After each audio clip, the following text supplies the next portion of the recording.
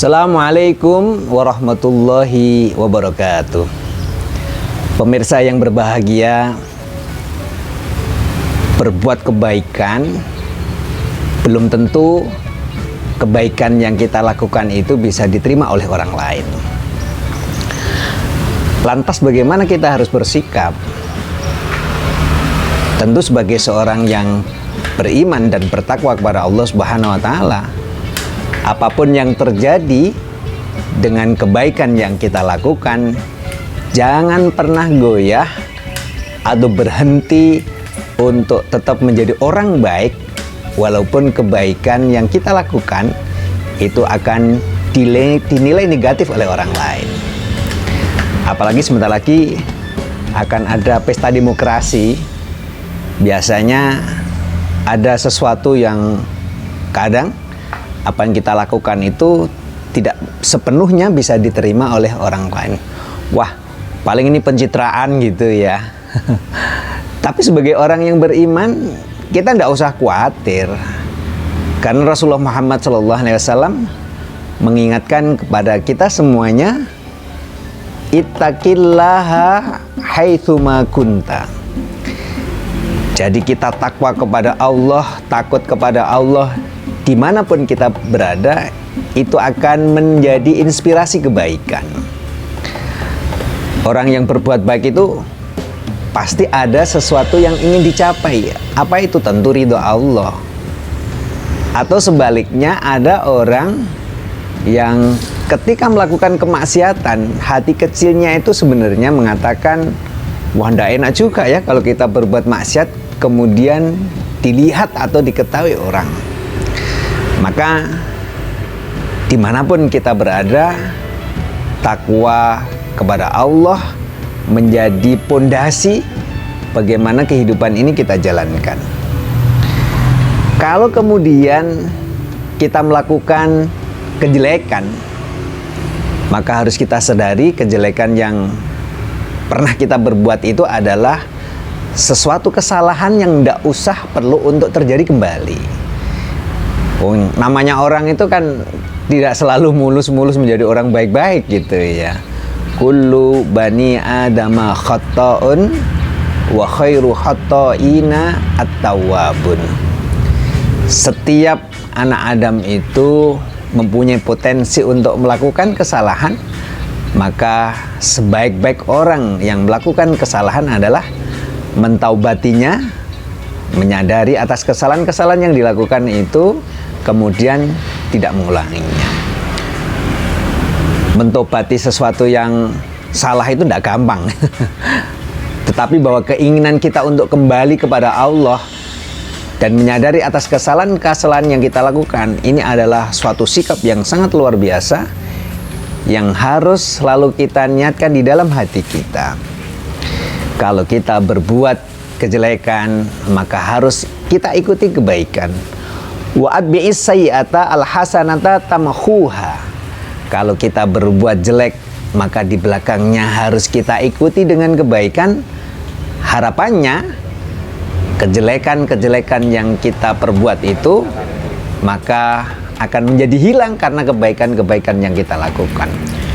Jangan kemudian kita ini punya prinsip, saya ini sudah terlanjur jelek ya, biar saja sekalian jelek. Ya tidak begitu. Tetapi marilah ketika kita melakukan kejelekan, kita sadari, kita tutupi dengan kebaikan-kebaikan yang kita lakukan, sehingga dengan itu kita akan mendapatkan kebaikan, manfaat kebaikan yang kita lakukan. Ada orang yang bertanya begini, Pak, ini sebentar lagi kan mau pesta demokrasi gitu ya. Bagaimana kalau ada orang lain yang datang ke rumah kemudian memberikan kebaikan, entah itu bentuknya sumbangan duit atau mungkin hal-hal yang lain. Ya kita terima saja, kita tidak minta kan gitu ya.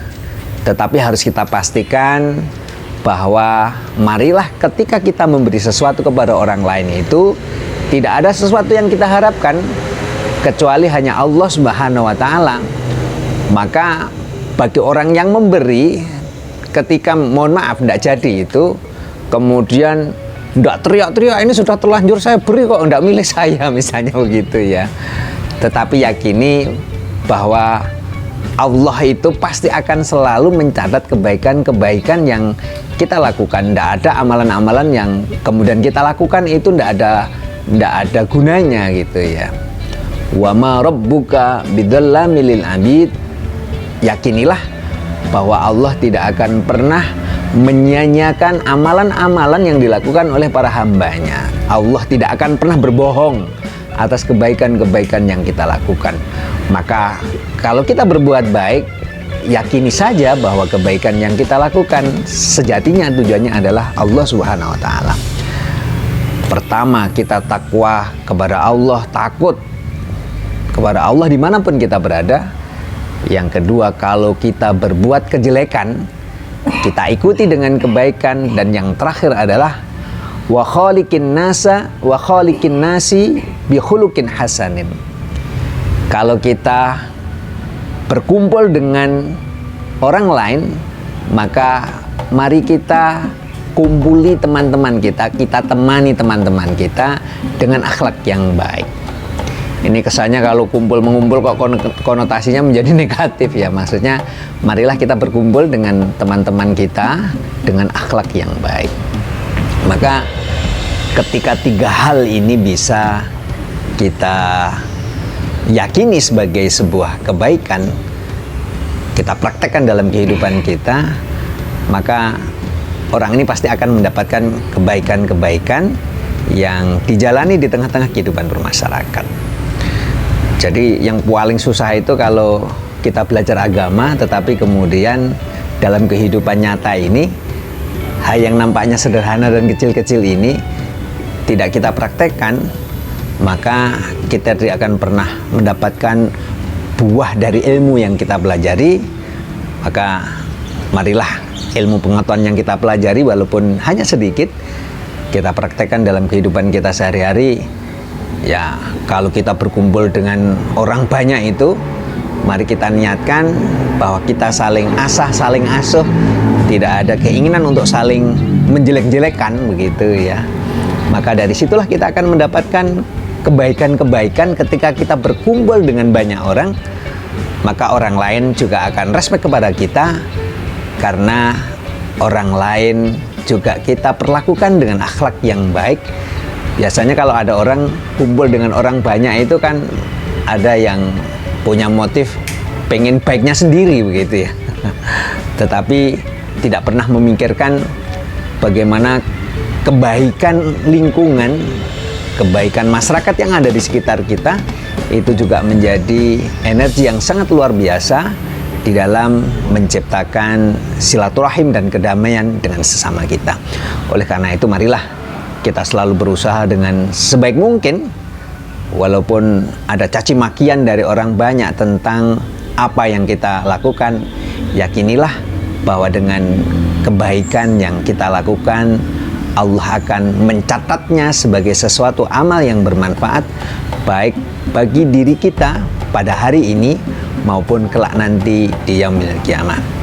Mari kita berdoa bersama-sama, mudah-mudahan Allah senantiasa memberikan kekuatan lahir dan batin kepada kita semuanya untuk selalu istiqomah dalam berbuat kebaikan, sehingga kita pun akan mendapatkan buah dari apa yang kita lakukan. Bismillahirrahmanirrahim. Allahumma sholli ala sayyidina Muhammad walhamdulillahirabbil alamin. Hamdan yuafi ni'amahu wa yukafi mazidah. Ya Rabbana lakal hamdu kama yanbaghi li jalali wajhikal karim an sultanik. Allahumma sholli ala sayyidina Muhammadin al-fatih lima ughliq wal khatim lima sabaq nasrul haq bil haq wal ladina suratkal mustaqim wa la ali haqqa qadrihi wa miqdarin adim. Allahumma anfa'na bima 'allamtana wa 'allimna ma yanfa'una. Allahumma ja'alna min ahli ilmi wal khair wa la taj'alna min ahli syarri wad dhair innaka ala kulli syai'in qadir. Sallallahu ala sayyidina Muhammadin nabil ummi wa ala alihi wa sahbihi wa barik wa sallim walhamdulillahirabbil alamin. Assalamualaikum warahmatullahi wabarakatuh.